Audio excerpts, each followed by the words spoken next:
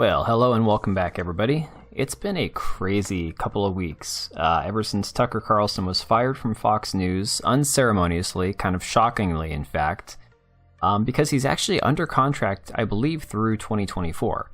And so, effectively, what happened was the Dominion lawsuit, where Dominion Voting Systems was suing Fox News due to the allegations over, voting issues. From 2020, basically people believed that that was somehow connected to Carlson because he was reporting on it at one point, and so, then we started getting these inside leaks after he was fired, trying to make Carlson seem, bad? I don't know, honestly, every one of these leaks that's come out has just made him look better and better. So, the most recent one, he was complaining about how certain people got jobs at Fox News because they're far lefties, and he's like, if you've got pronouns in your Twitter bio, you shouldn't work here because we can't trust you because you're on the other side. I mean, this is pretty based shit, to be honest. I mean, most of it makes perfect sense to me. He complained about a former person that had worked there he described as a slimy MFer. Very normal, down-to-earth stuff if you ask the majority of people. But, they keep leaking these videos trying to put this spin that he's just this horrible, awful guy, and it just increases public support for Carlson. And now, today, as of, I believe it was about 11 o'clock this morning, maybe it was a little bit later than that when I saw it, Tucker Carlson announced that he will be relaunching his show on Twitter. Now, I know that he also has a website, and I'm sure he'll be doing, members stuff on the website and then doing certain segments of his show on Twitter. I'm not sure how that's going to work out yet because I know Twitter doesn't really have the ad revenue share monetization feature going yet. But this is pretty exciting stuff. I mean, yes, the majority of Carlson's cable audience was mostly boomers who probably don't spend much time on Twitter, but there were a lot of people who weren't religious nightly news watchers that were fans of Carlson from the clips you see on Twitter. And Twitter, I think, honestly, is going to be even bigger and better for Carlson as far as his audience goes. I can't imagine that he's not going to massively expand his audience from above the, few 100,000 people who might have seen his show every night to where he's going to get millions of views every single day.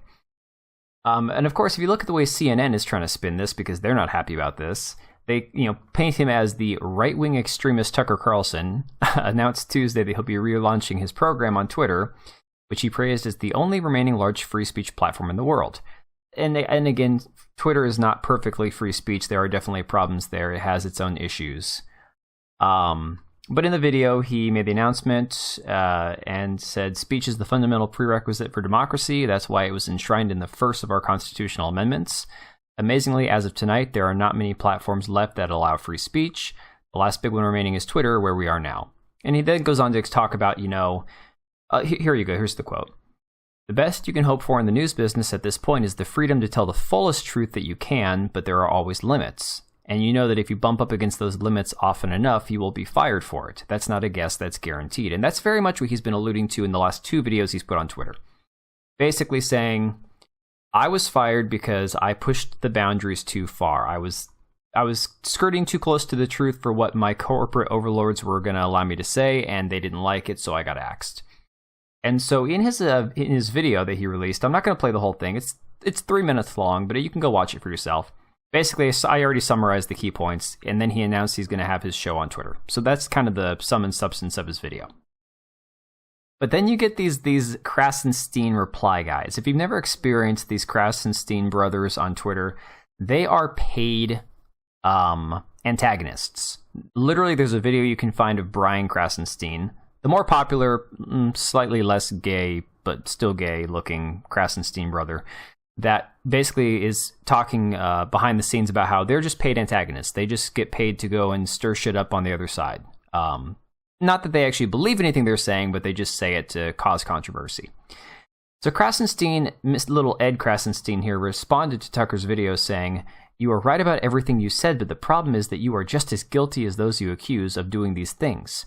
How many times have you set narratives without telling all the facts? You tell the facts that you want to use for your narrative while leaving the exculpatory facts out. Are you willing to admit that?" First off, Ed, nobody gives a rat's ass about you. So Tucker doesn't have to say jack diddly squat to anybody.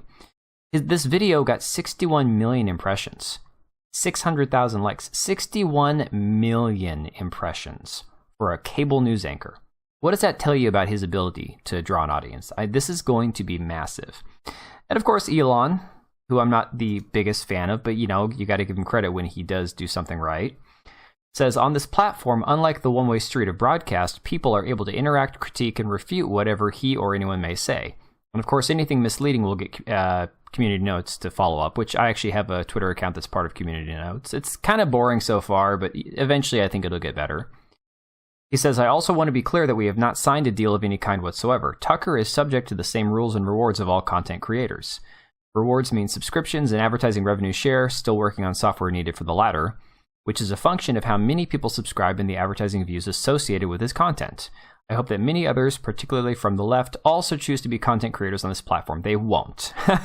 It's kind of like how YouTube in the last few years has taken a much more right-wing approach to the content, even though the moderation is heavily left-wing. Twitter is very much the same way. Twitter is very much dominated by, now I'd say, centrist or center-right personalities and content creators, people who are not the far lefties, people who are not the blue-haired pronoun Twitter people. So even though there are a very loud minority of those people still on the platform, the majority, I would say, is center-right at the very least. So for the people that are using Twitter, or the content creators that are, not Tucker's level, nobody else is going to be at this level. Maybe Donald Trump or, Elon himself gets this kind of draw. This is a huge win. This is something, we all saw that Matt Walsh a few weeks ago started uploading his videos to Twitter as well. I don't think he puts them all on there, but, a small section of them at least.